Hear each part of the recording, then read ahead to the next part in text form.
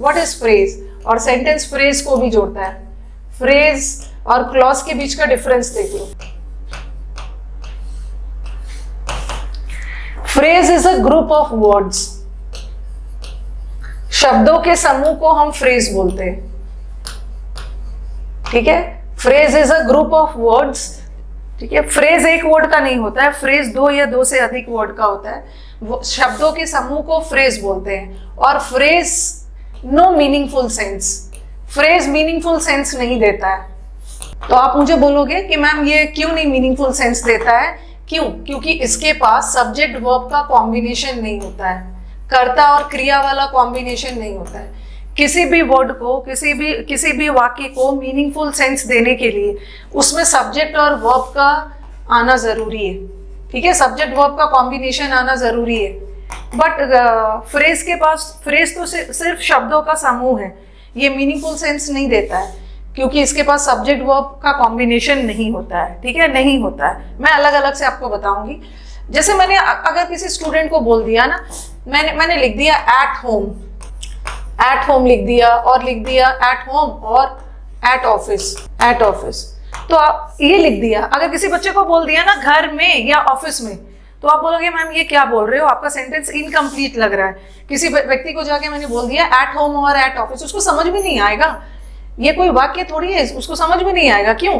क्योंकि इसमें कोई सब्जेक्ट वर्ब नहीं है। अगर मैं सब्जेक्ट वर्ब लगा दूं, ऐसा लगा दूं आई विल मीट, ठीक है, आई विल मीट हिम, कुछ भी है, एट होम और एट ऑफिस, अब ये सेंटेंस सही हो गया क्योंकि इसमें सब्जेक्ट वर्ब आ गया। ओके, सब्जेक्ट वर्ब आ गया तो अब ये सेंटेंस मीनिंगफुल हो गया। तो आप मुझे बोलोगे कि ये क्या था, एट ऑफिस, अकेला मैं बोलूं कि एट ऑफिस है और एट होम है, ये क्या है? ये एक फ्रेज है, ठीक है, this is a phrase. Phrase किसको बोलते हैं? सिर्फ शब्दों के समूह को। आपने इडियम्स और फ्रेजेस भी पढ़ा होगा ना, ऐसा मैंने लिख दिया at an arm's length. At an arm's length का मतलब होता है दूरी बना के रखना, तो ये भी एक इडियम है। इडियम्स और फ्रेजेस के पास सब्जेक्ट वर्ब का कॉम्बिनेशन नहीं होता है, ठीक है। तो हर इडियम और फ्रेज का अपना अपना अलग अलग मीनिंग होता है।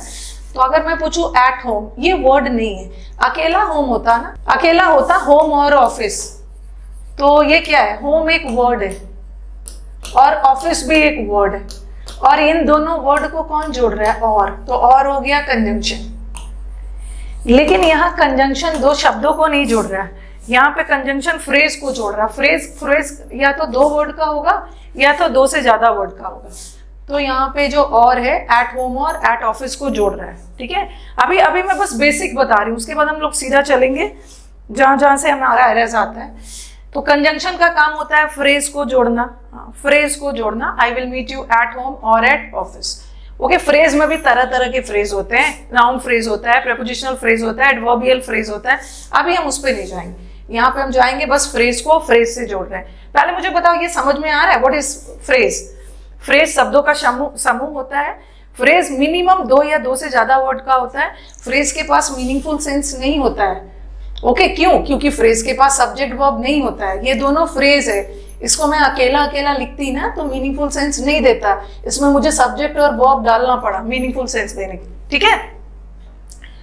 ओके, इतना दूर क्लियर हो गया, ठीक है। अब आ जाओ व्हाट इज क्लॉज। किसी भी वाक्य को मीनिंगफुल सेंस देने के लिए, ठीक है, किसी भी वाक्य को मीनिंगफुल सेंस देने के लिए उसमें सब्जेक्ट और वर्ब का होना जरूरी है। बिना सब्जेक्ट वर्ब के मीनिंगफुल सेंस नहीं देगा। अब आ जाओ क्लॉज। वाक्य के छोटे अंश को ही हम क्लॉज बोलते हैं, जिसको हिंदी में बोलते हैं उपवाक्य, उपवाक्य बोलते हैं, ठीक है। ये सेंटेंस देखना, और ये जो क्लॉज है ना, ध्यान से सुनना। फ्रेज के पास तो मीनिंगफुल सेंस नहीं होता है क्योंकि उसके पास सब्जेक्ट वर्ब का कॉम्बिनेशन नहीं है, लेकिन इस क्लॉज के पास ना सब्जेक्ट वर्ब होता है। इस क्लॉज के पास सब्जेक्ट वर्ब का कॉम्बिनेशन होता है। तो आप मुझे बोलोगे कि मैम अगर सब्जेक्ट वर्ब का कॉम्बिनेशन होता है तो इसको मीनिंगफुल सेंस देना चाहिए ना, इसको मीनिंगफुल सेंस देना चाहिए।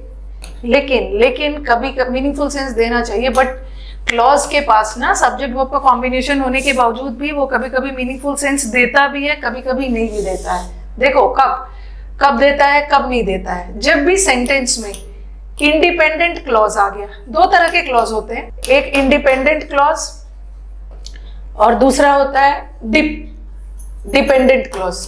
एक इंडिपेंडेंट है, आजाद है, उसको किसी के सहारे की जरूरत नहीं है, ठीक है। एक इंडिपेंडेंट क्लॉज होता है और एक डिपेंडेंट क्लॉज होता है। और ये जो इंडिपेंडेंट क्लॉज होता है ना, ये मीनिंगफुल सेंस देता है, और जो डिपेंडेंट क्लॉज होता है वो मीनिंगफुल सेंस नहीं देता है। अभी मैं एग्जांपल दे रही हूँ जिससे आपको क्लियर हो जाएगा कि डिपेंडेंट क्लॉज किसको बोलते हैं, इंडिपेंडेंट क्लॉज किसको बोलते हैं, ठीक है। लिख लो, लिखो पहले। कोई आपसे पूछे कि फ्रेज और क्लॉज में क्या डिफरेंस है, तो आप बोलना कि फ्रेज के पास सब्जेक्ट वर्ब नहीं होता है, इसलिए फ्रेज मीनिंगफुल सेंस नहीं देता है।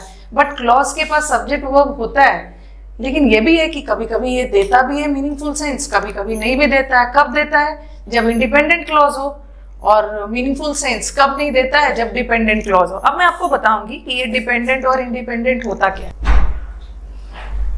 लिख लिया है ना? Let me give you examples, ठीक है। Let me give you example. Yes, ये सेंटेंस लिख।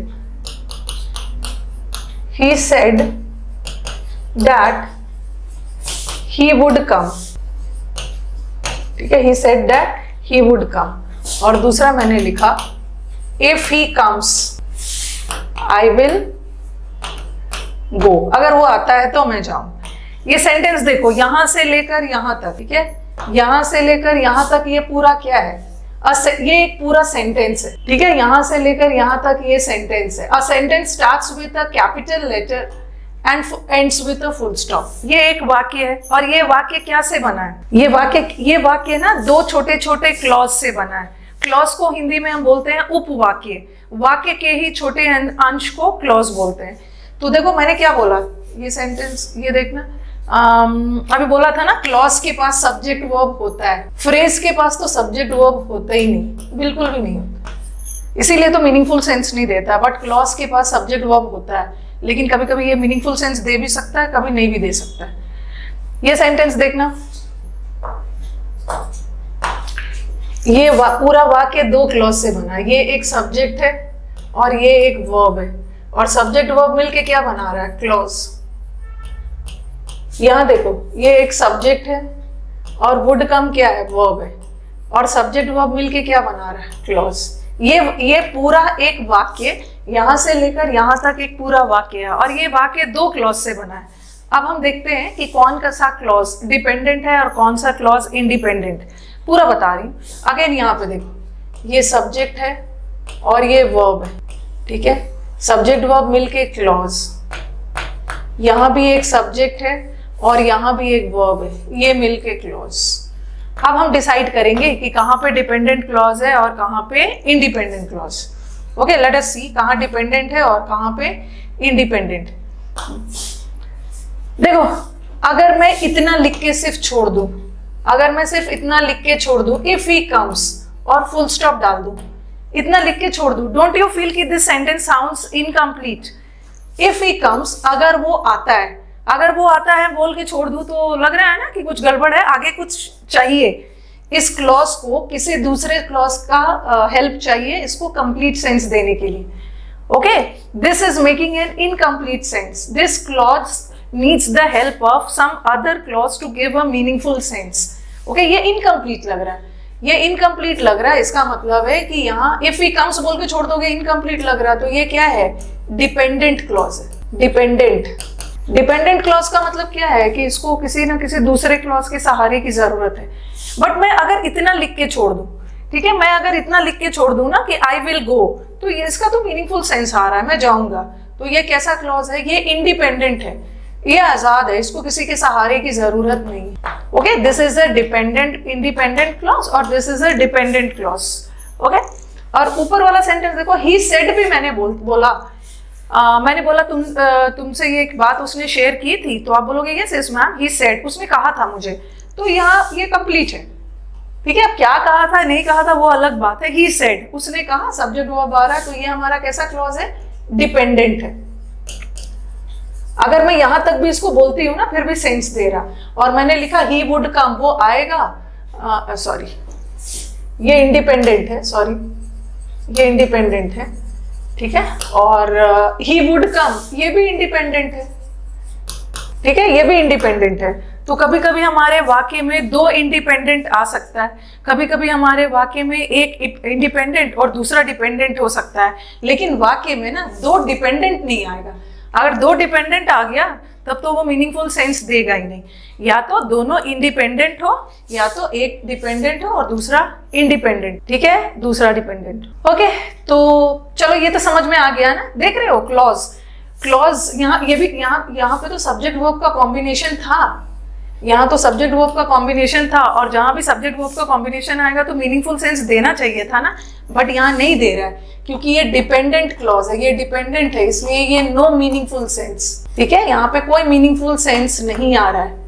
बट ये तो इंडिपेंडेंट है, ये अपने आप में मीनिंगफुल सेंस दे रहा है। और कंजंक्शन, कौन सा कंजंक्शन है जरा बताना, कौन सा कंजंक्शन है यहाँ कंजंक्शन का लास्ट वाले सेंटेंस में मैंने एग्जांपल दिया था, वहां कंजंक्शन ने दो फ्रेज को जोड़ा था, I will meet you at home और एट ऑफिस। एट होम और एट ऑफिस को कंजंक्शन ने जोड़ा था, बट यहाँ पे कंजंक्शन किसको जोड़ रहा है, क्लॉज को। देखो ये कंजंक्शन है दैट, तो कंजंक्शन का एक यहाँ पे क्लॉज को जोड़ रहा है। कंजंक्शन का काम क्लॉज को भी जोड़ना होता है, क्लॉज को भी जोड़ता है। और नीचे भी देखो, if he comes I will go, अगर वो आता है तो मैं जाऊंगा, मेरा जाना उसके आने पे डिपेंडेंट है। तो यहाँ कौन सा वर्ड जोड़ रहा है, इफ, तो if over here is a conjunction. तो इस स्टेप में मुझे आपको बताना था कि क्लॉज क्या होता है। क्लॉज दो तरह के क्लॉज होते हैं, एक डिपेंडेंट होता है और एक इंडिपेंडेंट होता है। इंडिपेंडेंट मीनिंगफुल सेंस देता है, डिपेंडेंट मीनिंगफुल सेंस नहीं देता है। और कंजंक्शन क्लॉज को भी जोड़ने का काम करता है, ठीक है, क्लॉज को भी जोड़ने का काम करता है। चलो इसी बात पे बता दो, क्लियर है, आगे बढ़े फिर आगे बढ़ा जाए।